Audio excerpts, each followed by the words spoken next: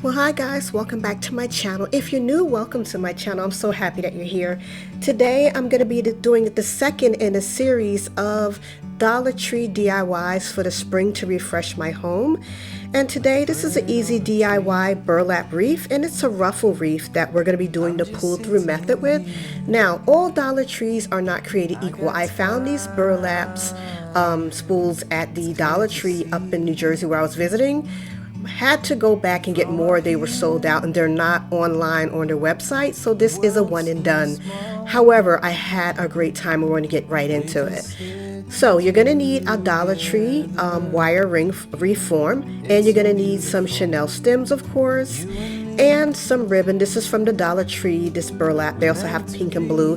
They usually come in like 2.5 yards to 3 yards, and I'm also going to be using this ribbon later on. Now this that I found is different. It's actually 4.5 inches by like 3 yards, and then one of them was like 4.5 by 5 yards.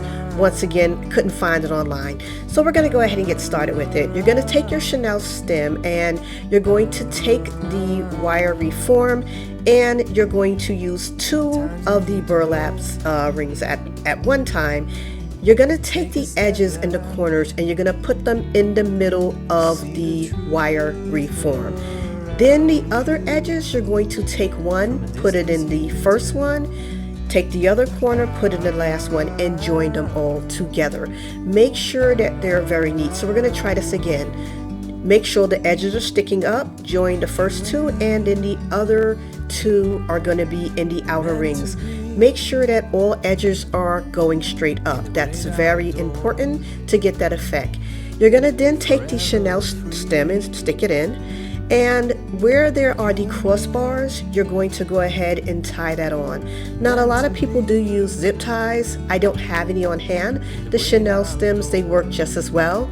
And I did happen to have these in all colors, so this color works perfect, even though you won't see it.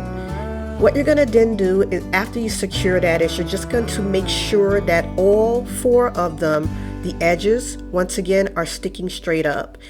This is very important. Then you're going to pull them taut all the way. Make sure that they're touching the bars completely, but they're also very even.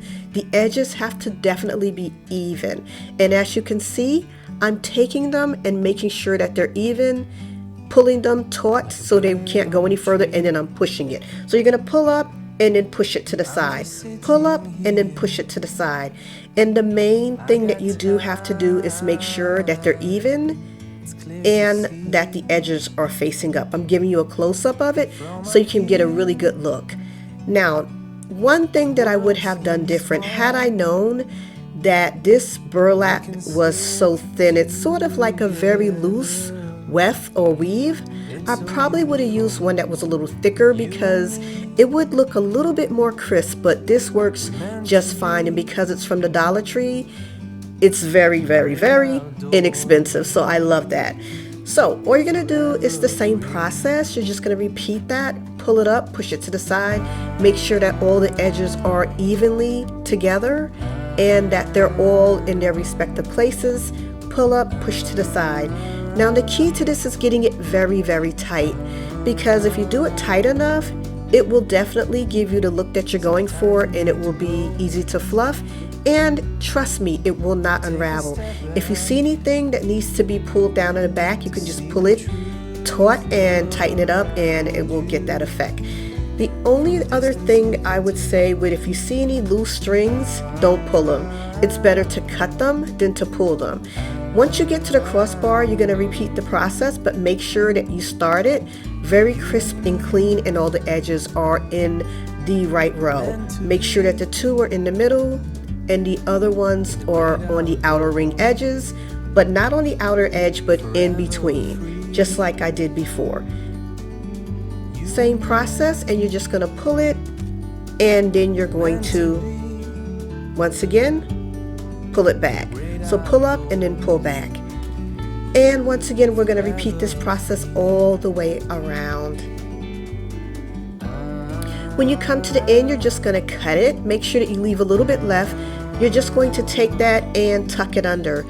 It's so tight, it won't even come loose. So that's the good thing about it. And that's it. Now what I'm going to do is just fluff up my ruffles, and as you can see, the pattern's already there and it's absolutely gorgeous. Once I finish fluffing them, I'm going to start the ribbon. Now this ribbon does have wire in it. I've already had it, like I said, but it's the same pattern, a gingham pattern. Even though it's large, it looks like a buffalo check, but it is a gingham. And I'm just going to take this and fold it over. I'm not the best bow maker, but somebody asked me to do it on camera, so I did. For you guys, I'll do it. Love you guys. Then you're just going to tie it tight once you pull it together in the middle. Clip the ends, and you can either use a wire to or Chanel stem, or you can hot glue it. I chose to hot glue it because I have another ribbon that I made off the camera, and I'm going to actually add that to it to give it a little bit more depth, but I love the look. And here she is. I already have her hanging on my door because I'm so in love with it. Now, I wouldn't have this in the weather. There are some that you can use in the weather. This one is for when you have a covered porch or indoors, but I absolutely love it. It usually takes about 10 minutes. It took me about 15 because I'm horrible at bows, but it'll probably take you only 10 minutes. 10 minutes later, you have a beautiful, gorgeous wreath. So thank you guys for watching. This is the second in my series of Dollar Tree DIYs for spring for refreshing my home. I'm going to be going with the same colors because it's the same colors that I use for my coffee bar update. So if you want to see that video, go ahead and I'll leave it in the description bar. Thank you guys for watching, and don't forget to like and subscribe, and I'll see you next time, and be blessed.